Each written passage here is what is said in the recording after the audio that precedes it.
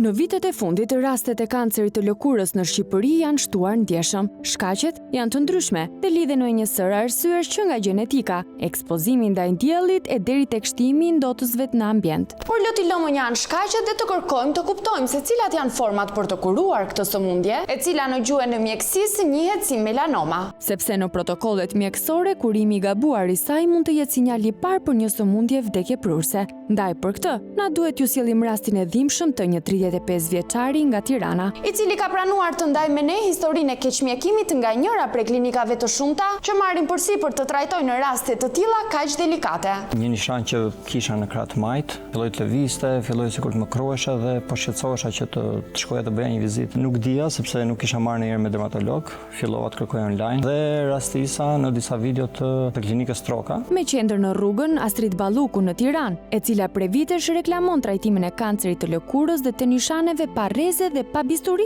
por me mjekësi alternative. Asnjëherë nishanet që ne trajtojmë përmes solucioneve tona bimore nuk kanë shkaktuar problematika në të ardhmen dhe keqja e nishaneve është totalisht e sigurt përmes solucioneve tona bimore. Një premtim që për çdo që i druhet operacioneve tingëllon si shpëtim. Për më tepër kur pacienti mëson se trajtimet tek kjo klinikë bëheshin përmes një solucioni sekret të trashëguar brez pas brezi nga pjesëtarët e familjes Troka. Një kur pa formulë të deklaruar, pa certifikim dhe pas një dokument zyrtar që të vërtetoj efikasitetin e tij. Fakte që sidoqoftë nuk janë marrë në konsideratë nga i riu. Shkova te klinika, aty takova doktor Laverstrokën. Kjo klinikë trajtonte kancer të lëkurës, nishanet, melanomën malinje, gjë që unë nuk e dija që mund të isha melanom, ama e dija që këtu mund të merrja një diagnozë, tregonte se çfarë do ishte gjë problematike apo jo. Pash që këta ishin ekspert nga aq informacion sa kisha unë së kohë, ka qenë data 27 dhjetor, bëra konsultën e parë dhe doktori sapo e pa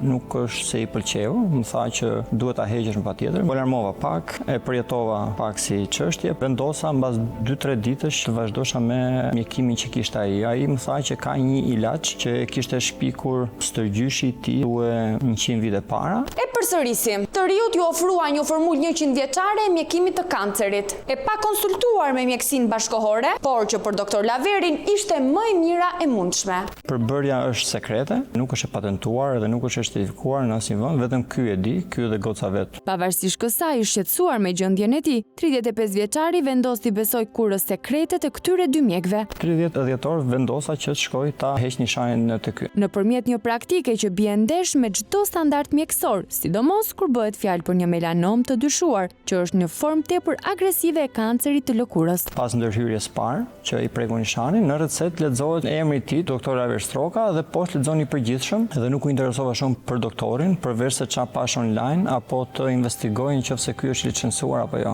Në ato momente të vështira dhe i pasigurt se çfarë po ndodhte me shëndetin, të riut nuk i shkonte as pak në mend të interesojë për aftësitë e dy mjekëve që kishin marrë përsipër kurimin e tij. Ne si popull jemi mësuar që tumori është i keq. Kemi dëgjuar që skanerët, rrezet e përkeqësojnë situatën. Kemi mësuar që operacioni në momentin që ti e prek e përkeqëson situatën dhe mund të shkojë në grada shumë të këqija. Ndërkohë që ai thoshte që as nuk të operoj, as nuk bëj skaner, as nuk bëj rreze. Ndërkohë që ky thjesht e pa me një kamerë që zmadhon nishanet, që shifte a ishte e plasaritur apo ishte tumor, por që shef nga afër të zmadhuar në rezolucion të lartë nishanin se çfarë përbërje ka. Unë inkurajova sepse ky thoshte që nuk bëj operacione, unë nuk bëj rreze.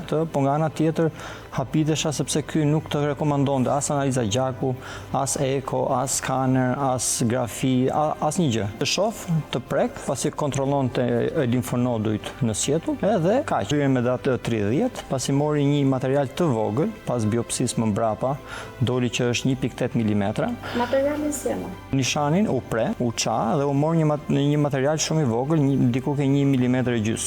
Me një shiring, shiringa është ajo që e shtyn që ka të gomën e zezë, atë e ngjyen tek ilaçi edhe e injekton tek plaga që ai hapi vet. Pasi e injekton, në fakt në fillimisht ka dhimbje, por normalisht është plagë e hapur. Le të fillojmë me heqjen e disa nishaneve. Kjo ishte seanca e parë e pacientit 35 vjeçar, e cila do t'i zgjaste rreth 15 minuta. Pastaj të jep një recetë që ti mund të marrësh një pambuk edhe jodio për ta mjekuar çdo 2 orë.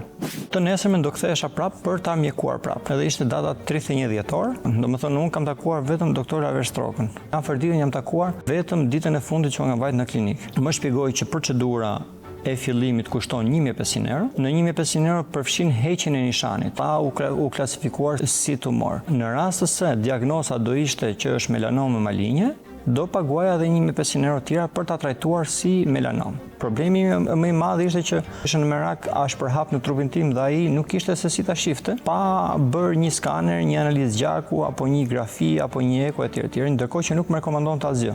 Asnjë analizë paraprake, asnjë ekzaminim imazherik, jashtë çdo protokolli mjekësor, por duke u bazuar vetëm në një kontroll vizual. Praktik kjo që ngre pikpyetje serioze për metodat e kësaj klinike. Thjesht e mjekonte dhe nuk bënte asgjë tjetër. Çdo ditë unë i çoja foto plagës që unë kisha se si ishte, deri kur të bëhesh e kore që ta hiqnim e ta mjekonim prapë. Dhe nga fundi janari diku nga data 20 e ca, më vjen përgjigjja e biopsisë që ti je me tumor malign. Ai ka dhe këtë metodë që të bind. Unë marr pjesën e materialit edhe pastaj fillojmë direkt me heqjen e nishanit. Në rast se kjo del që është melanom malinje, ne jemi përpara 3 javë që kemi filluar ta heqim nishanin. Nuk presim që kjo të dalë tumor, pastaj ta heqim. Pra ne heqim me një herë, pastaj çfarëdo që të dalë, ne prap këtu do t'jemi. Në çdo trajtim mjekësor, qëndrimi i mjekut konsiston në 2 hallka. Baton protokollin diagnostik, bën ekzaminime që çojnë drejt vendjes së diagnozës, pasi vihet diagnoza, bëhet protokolli mjekues. Biopsia i vë vulën diagnozës. Mendova që është okay, është mirë edhe thashë kemi vënë përpara si punë. Ndërkohë që ajo ishte komplet procedurë gabim pas informacioneve që mora më mbrapa. Kur mora informacionin që është melanom malinje, realisht u shokova, nuk isha në gjendje të për 2 ditë. Pash që biopsia ishte bërë kesalus, por diagnoza nuk më ishte e qartë sepse ajo thoshte është më e përputhshme me melanom malinje. Gjë që nuk thot as është as nuk është. Thjesht është më e përputhshme, që mua nuk më binte që realisht kjo është melanom apo jo. Për te ngarkesës psikologjike, i riu duhet i përgjigjet edhe kërkesës financiare të 2 mjekëve, e cila pas zbulimit të diagnosës ishte dyfishuar. Më tha duhet shkoj ke klinika, duhet jepsha edhe 1500 euro tjera sepse ishte tumor malign. Nuk kisha lek me veta të ditë se normalisht duhet t'i triqja, duhet t'i sistemoja. Ja kam dërguar pas 1 jave, nga data 1 janar deri kur ka dalë biopsia, unë e pyesja a duhet të bëj analiza gjaku, eko, gjëra. Jo, më thoshte nuk ke nevojë. Sepse unë të shoh si je, unë të prek, edhe ti je në rregull, nuk ke pse bën. Kjo qasje as pak profesionale e mjekut dhe metodat e tij të panjohura në asnjë protokoll mjekësor e kanë bindur të riun që më në fund të shkonte në një klinikë tjetër. Doktoresha që pa atje u lemeris dhe tha nuk mund të t'jap një raport të grafis, ti ke një pull të zezë në krah të majt edhe nuk e di çfarë është. Ja shpjegova se çfarë ka ndodhur, pati një reagim shumë të fortë. Sigurisht ajo hallin më të madh edhe më shkundi në fakt, edhe ja di për faleminderit, sepse ishte jashtë çdo protokolli. Pas asaj periudhe të çuar dëm nga 2 mjekët, pacienti nuk humbet më asnjë minutë, por kërkon të rikuperojë kohën e humbur. Për më tepër sepse gjendja e tij shëndetësore po përkeqësohej. Preva biletën, shkova në Itali, u operova në Itali, që e hoqa gjithë nishanin. Doktori tha që biopsinë që ke bërë në Shqipëri ta marrë dhe ta sillesh tek ne. Unë e marr biopsinë tek Salusi edhe e çoj në Itali. Dhe laboratori në Itali nxori që doli vetëm si nekroz, që është djegje, edhe nuk doli asgjë tjetër, se normalisht ishin djeg gjithë qelizat me ilaçin që ky kishte vënë. Edhe biopsia që unë kisha marrë nga Salusi doli që është melanom malinje e gradës 4. Domethënë konfirmohet 100% stad shumë i rrezikshëm, stad maksimal i tumorit që ti mund të kesh. 2 biopsi, i njëjti material i lëkurës dhe 2 rezultate krejt të ndryshme. Aty pata një shok tjetër, doktori në Itali kërkonte urgjentisht skaner të gjithë trupit, më kërkonte urgjentisht analiza gjaku, më kërkonte urgjentisht eko, dhe gjëja më urgjente ishte të bëja një operacion Tani jam akoma, domethënë që kam krahun empir, kam shpatullën empir, pasi janë prekur shumë nerva, domethënë vazhdoj vuaja pasojat e operacionit. I gjithë ky kalvar me ngarkesa psikologjike, por edhe me vuajtje fizike, e kishte një kosto as pak modeste për xhepin e pacientit, i cili pak kohë më vonë do të rikthehej në klinikën Stroka për të tërhequr pagesën e dytë prej 1.500 eurosh, e cila ishte dhënë për trajtimin e melanomës. Shërbim që nuk e kishte marrë, pasi kishte ndërprer raportet me dy mjekët, duke i besuar një klinike në Itali. Kur unë u ktheva nga Italia, nga operacioni i parë, shkoj ke doktorit, por ndërkohë që unë nishanin e kisha hequr, unë tash doja t'i kërkoja lekët mbrapsht, pjesën e dytë. Të them drejtën, u operova në Itali. E bën operim? Po, e bëra operim. Bën dhe qendrën? Jo, vetëm atë pjesën, do bëjmë biopsi tjetër. Me thënë drejtën, nuk kam asgjë me ju, apo me metodën tuaj, po isha më i qetë. Nuk kam qenë Terezi, po nuk përvëlloj do. Ne kemi patur sukses, po krasë shumë në botë. Nuk kemi në konkurent në botë. Këtu jemi në një delir që nuk e dim nëse vjen nga mosha apo nga ndonjë problem tjetër. E rëndësishme është që sapo e dëgjuam edhe këtë. Nuk kemi në konkurent në botë. Klinika Stroka nuk pas ka konkurrencë në të gjithë globin. Kjo biopsia e salusit, sa sakt mund tjetë domethënë Për mua shumë e pa. Tjetër pasaj për shtypet e ofisme. Të material gjimore, mora mas të morale. Doja të të pyes atë për punën e pagesës dytë, që është për procesin e ndjekjes të melanomës. Tash që unë nuk do e vazhdoj. I thejmë ne. Po. Ne nuk thejmë. Jënë. Doktor Stroka tregohet i prerë. Lekët nuk do të kthehen mbrapsht. Edhe pse në një rast të ngjashëm e në një vend normal me rregulla e ligje, nuk do të mjaftonin lekët e një banke për të dëmshpërblyer një pacient të keq mjekuar. Pagesat ishin 1.500 për tharje e nishanit dhe nëse del melanom, është dhe 1.500 tjera. Gjë që unë i paguajt atë 1.500 tjera, por nuk është se vazhdoa si për çdo, s'kam bërë asnjë seancë. Domethënë për 1.500 është në dytë. Ndërsa bëhet ky debat mes pacientit të keq mjekuar dhe mjekut të moshuar, në diskutim hyn vajza Etia Fërdita Stroka. Marrja përsipër e pacientit pa diskutim, edhe telefonatat që kemi bërë me doktor Heshën në biopsisë të gjitha ne janë ato, sigurisht janë kostot e profesionit, janë gjitha me harqet i katojnë. Madje kanë hekur e curimit gjithë edhe më pas të çuarit së foto. Megjithatë, me qënë se ne kuptoj që kemi edhe kostot të tjera shtesë, ne nuk i marrim me zor pacientët, por edhe nuk është shumë normale, megjithatë mund të vini dakord me diçka me doktorin edhe Jo, e kemi sharuar. megjithatë do ta flas. Megjithatë kjo është marrëveshje mes njerëzve. Unë i mbylla me punët me atë klinik. Kur kam vajtur për herën e parë në klinik, doktori më ka thënë, kam ilaçin tim sekret, kuroj tumoret e malinje prej shumë vitesh, edhe me foto, me figura. Më thënë, është shumë korrekt në atë që thot. Është vendimi im që kam vajtur atje.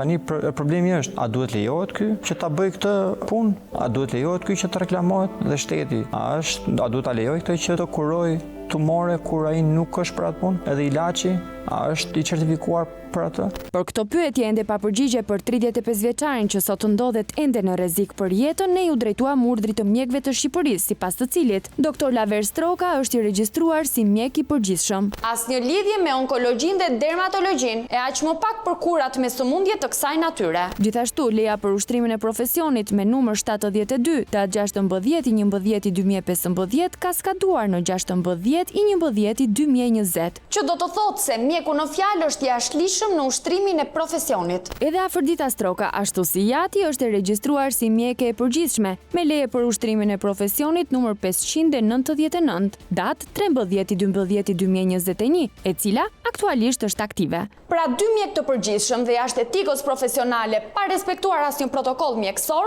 kryen në mes të Tiranës mjekësi alternative për një sëmundje që ka të drejtë vetëm onkologu dhe dermatologu. Mjeku duhet të jetë i ndërgjegjshëm, i përgjegjshëm, i vetëdijshëm, ka kualifikimin për katës apo jo. Tu vlen të theksoj se mjeku duhet të njohë kufit e kompetencës së tij profesionale. Nuk mund t'i thuhet të smurit që kjo metodë e mjekësisë alternative e shëron me siguri kancerin.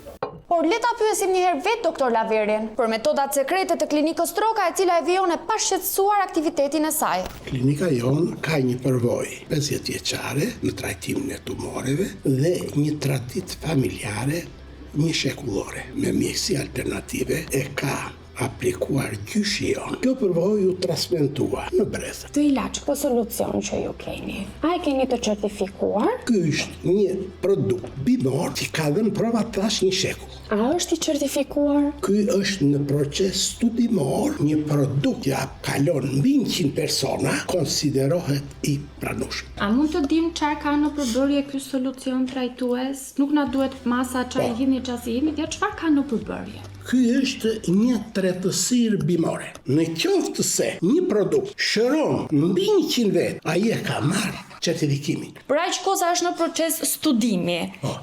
Nuk lejohet. Ne kemi mbi 50 vjet që kemi trajtuar mbi 30.000 persona me nishane dhe asnjë nuk ka kaluar melanom malinje deri më sot. Ju jeni mjek i përgjithshëm, Po. i licencuar edhe pse me afat të përfunduar në 2021. Po. Melanomat, Po. kanceret e lëkurës, sipas protokollit mjekësor, nuk mundet dot t'i trajtoj ju mjek i përgjithshëm, por të mos nishanet dhe me lëkurën duhet të merret dermatolog dhe onkolog në rastin më të keq nëse bëhet fjalë. Po. Solucioni juaj mund të jetë shumë i mirë, ju më thoni që është në proces studimi dhe nuk është certifikuar ende, po sa zgjat ky procesi? Tani mbush një shekull, kjo përvojë që trajton. Si zgjidhni të bëni këtë lloj pune, doktor, sepse është një pacient, Po të një shpjegoj. djalë i ri, vetëm 34 Po. vjeç dhe sot është në gjendje të rëndë, është në rrezik për vdekjen, doktor. Po, ky vdes për dëshirë tia. Të nuk ta lejoj Jo. sepse është shumë e turpshme. Ky- Është shumë e turpshme. Jo. E turpshme? Vdes për dëshirë të tia. Jo, Më falni doktor, ju. sepse keni qenë juve ata falni. që ja keni bërë biopsin pasi është injektuar solucioni falni. juaj. Në qoftë se ti- të presim Më falni. bisedon bashkë. Ka institucione të tjera që shpreh. Plotësisht dakord. Gjithë të mira. Ky është një mashtrim dhe si çdo mashtrim është vepër penale. Shteti këtu duhet të ndërhyjë tek pjesa që se sa e lehtë është ta hapësh një klinikë në Shqipëri, por nuk më duket normale që një mjek i përgjithshëm dhe jo dermatolog, kur me këtë çështje duhet merret vetëm dermatologu ose në raste kur është tumor duhet edhe onkologu. Pas gjithë kësaj, unë mora një mësim edhe unë e pësova këtë gjë, edhe unë fatin e mirë e kam sepse unë më shkoj jashtë Shqipërisë. Por një person që ka vetëm ato 1.500 euro, edhe i ka gjithë kursimet e jetës, edhe gënjehet pa bërë kërkime më mbrapa, ti bëjnë dëm akoma dhe më shumë vetes vet?